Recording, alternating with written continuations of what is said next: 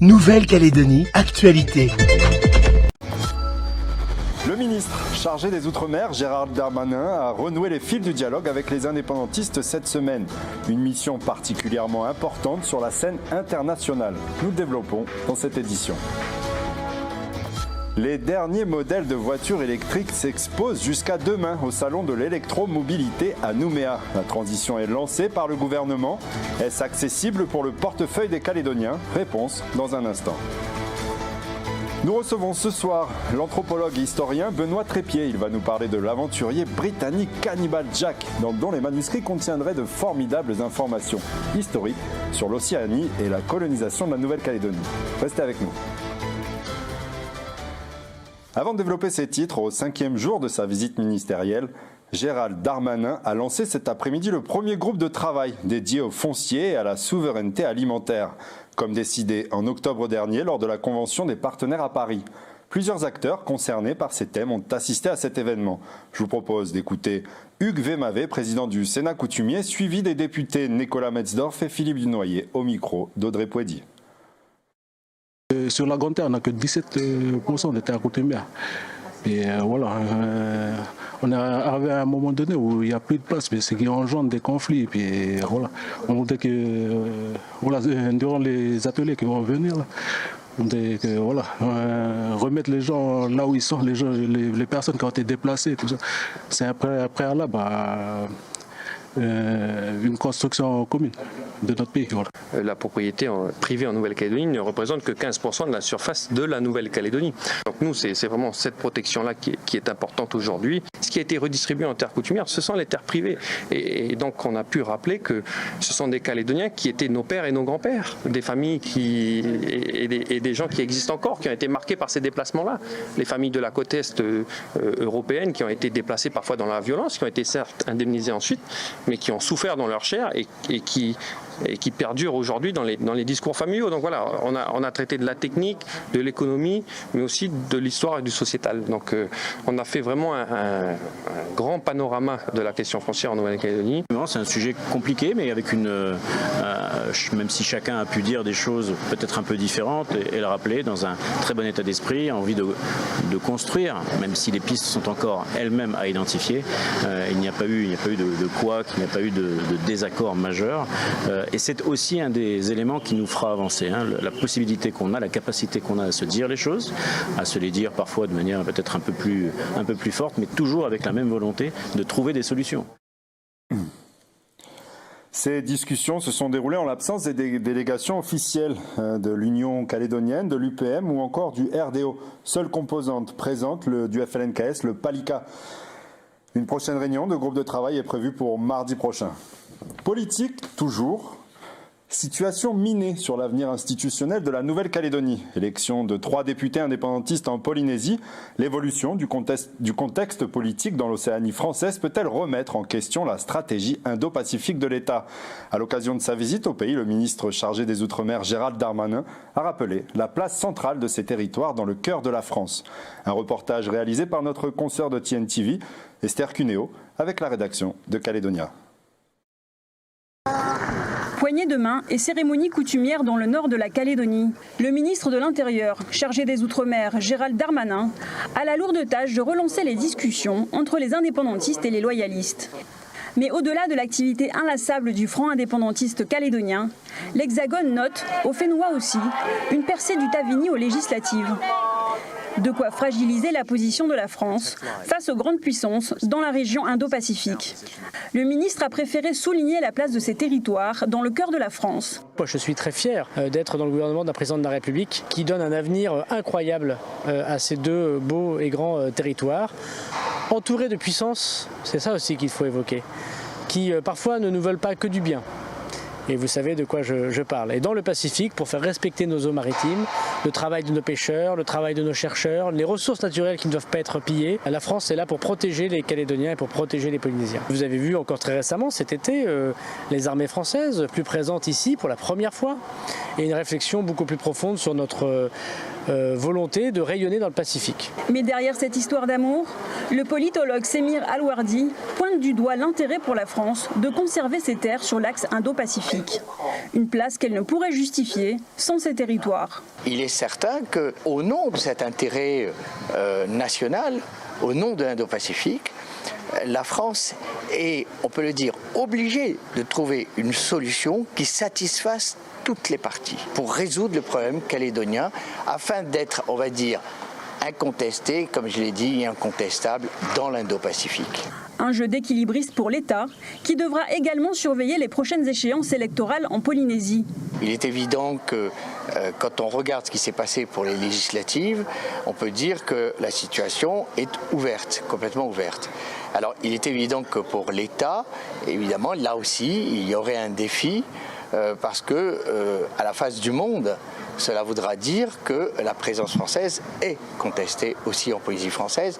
Et donc pour les mêmes raisons que précédemment, évidemment, ce ne serait pas tout à fait souhaitable pour la France dans le cas de l'Indo-Pacifique. Même si la France réussit l'exploit d'unir la Calédonie, un nouveau défi l'attend dans 4 mois, celui des territoriales polynésiennes.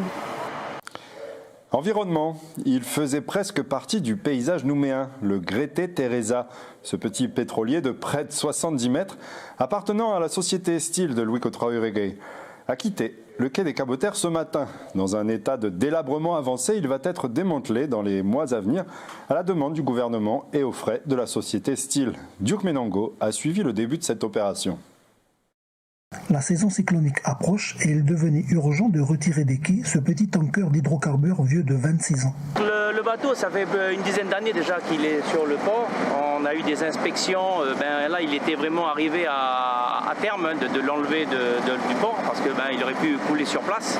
Après avoir dépollué le Grete Teresa des hydrocarbures et huiles usagées, ce matin, la société de dépollution accompagne le navire jusqu'au SCORI du port autonome. Aujourd'hui, on a la responsabilité d'accompagner ce bateau jusqu'à sa dernière demeure. Donc aujourd'hui, notre bateau, il est équipé de barrages anti-pollution, il est équipé d'un drone sous-marin, il est équipé d'une lance à incendie et surtout d'un écrémeur à hydrocarbures. C'est-à-dire si le bateau il coule, on va pouvoir mettre des barrages tout autour du bateau et ensuite aspirer toutes les hydrocarbures qui seront en surface avec un écrémeur à hydrocarbures. La dernière demeure du bateau va à Surnouville. Il y a un système qui est mis en place à Surnouville pour pouvoir le mettre en carénage et ensuite il va être découpé sur place, bien sûr, avec toutes les normes ICPE qui seraient en procédure. Selon le port autonome, la déconstruction du Grete Teresa débuterait au premier trimestre 2023. L'électromobilité, ou se déplacer avec un véhicule partiellement ou totalement alimenté à l'électricité, c'est le pari du gouvernement avec son schéma pour la transition énergétique 2.0. Autrement dit, nous pourrions progressivement changer nos voitures thermiques par des modèles électriques. Pour s'y préparer doucement, le salon de l'électromobilité se tient aujourd'hui et demain à Nouméa. Océane Dacunia s'est rendue sur place pour prendre la température des professionnels et des potentiels acheteurs. Des voitures électriques, mais surtout des voitures haut de gamme pour le salon de l'électromobilité. Le modèle phare d'une des marques a des sièges en cuir, prix d'appel 8 millions de francs. Après, il y a d'autres modèles un peu plus citadins, on va dire, qui sont en termes de prix moins coûteux. On a par exemple là, la Zoé qui a 3 995 000. Alors là, actuellement, c'est vrai qu'en termes d'approvisionnement, on souffre encore de la période Covid, où les délais sont un peu plus longs. Donc forcément, on n'a pas énormément de stock sur ces modèles. Il n'y a pas énormément de demandes non plus de par le prix et les freins au niveau du rechargement. Acheter une voiture 100% électrique, c'est aussi s'équiper d'une borne de recharge chez soi. Si le gouvernement a lancé un plan de déploiement de bornes à travers le pays, elles ne permettront qu'une recharge lente en plusieurs dizaines d'heures. Alors pour éviter de faire flamber votre facture d'électricité, des professionnels proposent d'utiliser l'énergie solaire moyennant quelques investissements. Concrètement, si on part sur du carport solaire avec batterie, déjà le carport, on va commencer à compter 2 millions et la batterie va compter pour 500 000 avec l'installation, plus la borne de 100 000. Mais ce qu'il faut bien prendre en compte, c'est l'investissement. Tout le monde ne peut pas peut-être forcément faire l'investissement, mais derrière, on a quand même des retours sur investissement super intéressants. Pour optimiser ce type d'installation, préférez tout de même un rechargement en pleine journée. Autant d'arguments qui ont rendu sceptiques les quelques visiteurs de ce matin. Déjà pour avoir des bornes, ça coûte quand même pas mal assez cher. Parce que 4 millions pour une petite voiture, c'est la dernière petite voiture en fait, voiture électrique. Donc je trouve que c'est cher quand même comme concept. C'est synonyme de changement, mais ça peut donner des répercussions sur l'environnement. C'est de privilégier les transports en commun. Et parce que chaque voiture libère beaucoup de carbone en fait. C'est ça qui fait le concept du réchauffement climatique qu'on connaît maintenant. Les voitures électriques représentent aujourd'hui moins de 1% du total des ventes de véhicules au pays. Et si le marché de l'automobile électrique a du mal à se lancer au pays, l'Europe a acté la fin de la vente de voitures neuves avec un moteur thermique à partir de 2035. Toutefois, la réalisation de batteries électriques entraîne une pénurie mondiale de métaux tels que le lithium. La France se dote d'un nouvel observatoire des ressources minérales pour les filières industrielles, afin de mutualiser les compétences et les données sur les chaînes d'approvisionnement en métaux et d'anticiper les besoins à venir. Un peu d'histoire et d'aventure à présent. Cannibal Jack, c'est le nom d'un aventurier britannique qui serait décédé sur l'île de Marais en 1891. Les récits de cet ancien baleinier à travers le Pacifique comporteraient des informations à forte valeur historique. L'anthropologue et historien Benoît Trépied tente de mettre la main dessus depuis plusieurs années. Il en parle dans notre JT. Benoît Trépied, bonsoir, merci d'avoir accepté notre invitation. Bonsoir. Alors vous êtes anthropologue, historien, spécialiste de la Nouvelle-Calédonie et vous êtes au pays en ce moment pour suivre les traces d'un personnage particulier, l'explorateur Cannibal Jack. En quelques mots, pouvez-vous nous rappeler qui était cet homme ? Oui, alors Cannibal Jack, c'est un Anglais qui est né en 1820, qui est parti à l'âge de 16 ans dans le Pacifique, comme tant d'autres, et qui a après bourlingué à travers le Pacifique en montant sur des bateaux, etc., en descendant dans les îles. Mais la grande particularité qu'il a eue dans sa vie, c'est que d'abord il a été kidnappé à Samoa par les habitants de Samoa, qui lui ont appris à vivre à leur façon, selon leurs coutumes. Et ensuite, au fil de sa vie, dans toutes les îles où il est allé, à chaque fois, il a vécu avec les gens, avec les autochtones, en se pliant à leurs coutumes, à leurs mœurs, en apprenant leur langue, etc. Donc en vivant à l'océanienne, entre guillemets. Et c'est ça qui a un petit peu fait la particularité de son expérience, à la fois qu'il ait vécu comme ça, et puis qu'il ait beaucoup circulé. Donc il a vu beaucoup de sociétés du Pacifique, au ras du sol, à travers le mode de vie des habitants locaux. Pourtant, le Pacifique regorgeait de personnalités semblables à l'époque. Pourquoi celui-là vous a intéressé particulièrement ? Alors celui-là, il a marqué d'une certaine façon l'histoire pour deux raisons. D'abord parce que parmi les aventuriers de cette époque, il y en avait très peu qui ont autant voyagé que lui, c'est-à-dire qu'il était mu par un irrépressible besoin de mouvement, de toujours aller voir ailleurs. Il y avait un feu en lui qui le poussait toujours à rechercher l'aventure, la nouveauté. Et puis surtout, à partir de l'âge de 30 ans, on lui a mis une plume dans la main. Il se trouve qu'il avait fait l'école quand il était jeune et on lui a dit « Est-ce que tu peux raconter ta vie ?» Et donc il a laissé des manuscrits inédits et uniques qui nous donnent une vision exceptionnelle de ce qu'était le Pacifique à travers les yeux de cet aventurier au XIXe siècle. Et en fait, il n'existe quasiment pas de source équivalente pour raconter l'histoire du Pacifique sous un autre angle. Alors justement, de son vrai nom, William Diaper a écrit des livres qui regorgent d'informations importantes sur l'histoire de la Nouvelle-Calédonie. Que contiennent-ils ? Alors sur le cas de la Calédonie en particulier, Diaper a été santalier, en fait il est venu comme santalier et puis il a déserté sur la côte est, dans la région de Wailou, et à partir de là, pendant 2 ans d'abord, il a fait le tour de la Calédonie par le nord, en vivant à chaque fois dans les chefferies. Donc dans ses manuscrits, il donne les noms des chefferies, il donne les noms des chefs, les noms des lieux, et à chaque fois qu'on a pu les croiser avec d'autres sources, que ce soit la mémoire orale kanak ou des archives un peu plus tardives des militaires et des missionnaires, à chaque fois ça tombe juste. Donc ce qui est très impressionnant quand on lit ces manuscrits, c'est qu'on voit bien que c'est pas du pipeau, il n'a pas sorti ça de son imagination, il est allé là où il dit être allé, et il a rencontré les gens qu'il dit avoir rencontrés. Et donc il nous donne une image des chefferies Kanak de la Calédonie avant la colonisation, parce que son premier voyage a lieu avant l'arrivée des Français, qui est tout à fait exceptionnel. C'est un portrait de la Calédonie précoloniale comme il n'y en a pas d'autre. Alors aujourd'hui, vous cherchez à remettre la main sur ces livres. Est-ce qu'on sait où ils sont ?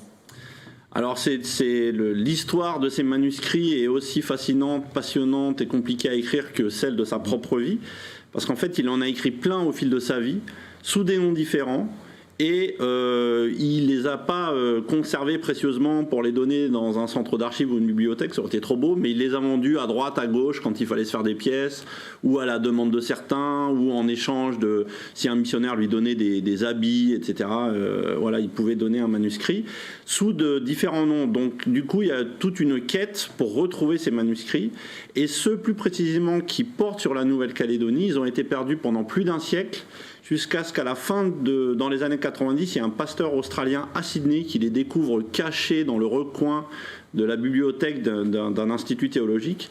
Et depuis lors, ils sont là-bas, mais en réalité, la personne qui les a trouvés ne les a pas encore édités. Ça fait 30 ans en réalité qu'on attend. Et donc, ils sont encore bloqués chez lui, donc ils ne sont pas accessibles, alors même que c'est un matériau qui, à mon sens, méritait d'être pris en charge par l'ensemble du pays calédonien, parce qu'en fait c'est une pierre indispensable, fondamentale pour bâtir un patrimoine commun. Benoît Trépied, pour celles et ceux qui souhaiteraient en apprendre davantage sur l'histoire du cannibale Jack, la conférence que vous avez donnée la semaine dernière a été captée par nos équipes et sera diffusée le samedi 17 décembre à 10h. Merci d'avoir avec nous partagé quelques péripéties de cet aventurier si singulier. Merci. Merci. Partons à Yingen, une sculpture moderne pour embellir et donner un peu de vie sur le lieu de l'embuscade de 1984. C'est la tâche confiée à Jean-Marie Ganval, un artiste sculpteur sollicité par la commune de Yingen et par son ami, sculpteur également, Jean-Philippe Chibaou, décédé récemment. Une œuvre d'art au service de la mémoire. Voyez ce reportage d'Aurélie Chiron. Puis les gens viennent mettre des souvenirs. À Wagnat, les camionnettes sont entourées de fleurs, de drapeaux, de plein d'autres petits objets laissés en guise de souvenirs. Une façon pour les visiteurs de marquer leur passage en ce lieu. Joël, l'un des fils de Jean-Marie Chibaou, a participé au projet de conservation des véhicules. On a voulu conserver les véhicules pour garder un témoignage de ce qui s'est passé ici en 84. Parce que nous, on est appelés à disparaître aussi. Du coup, voilà, l'idée, c'est que les gens qui viennent ici puissent se représenter en regardant les carcasses ce qui s'est passé ici. Ces vestiges d'un passé douloureux sont aujourd'hui transformés en sculptures modernes. C'est à Jean-Marie Ganval, artiste et sculpteur, que la responsabilité a été confiée. Ça a été assez lourd à porter comme chantier, quoi. Enfin, je veux dire, dès la première fois qu'on m'a raconté et que j'étais sur place, qu'on m'a tout raconté l'histoire, le premier soir, j'ai pas dormi, quoi. J'ai pas dormi de la nuit. Déjà, dès le premier soir, j'ai senti le poids de ce qu'on me mettait sur les épaules, quoi. Un poids que l'artiste a su métamorphoser. Puis voilà, petit à petit, j'ai commencé à faire des croquis un peu en couleur pour essayer de voir ce que ça donnait avec les racines. Moi, je suis tout de suite parti sur cette idée d'un grand banyan coupé, quoi, d'un grand banyan qui a été abattu, et avec les voitures au centre, et puis toutes ces tiges qui remontent vers la lumière et qui revivent, et qui finalement représentent un peu tous les clans et toutes les lignées qui sont là, et puis même les enfants de ces gens qui sont plus là, qui représentent encore la mémoire, quoi. Alors que cette période de 1984 à 1988 reste encore douloureuse dans les esprits des Calédoniens, l'art a vocation à être vécu ensemble, à être partagé dans la communauté. Outremernews.fr, le site de l'actualité Outre-mer, 24 heures sur 24 et 7 jours sur 7. Retrouvez la chaîne Outremer News sur YouTube.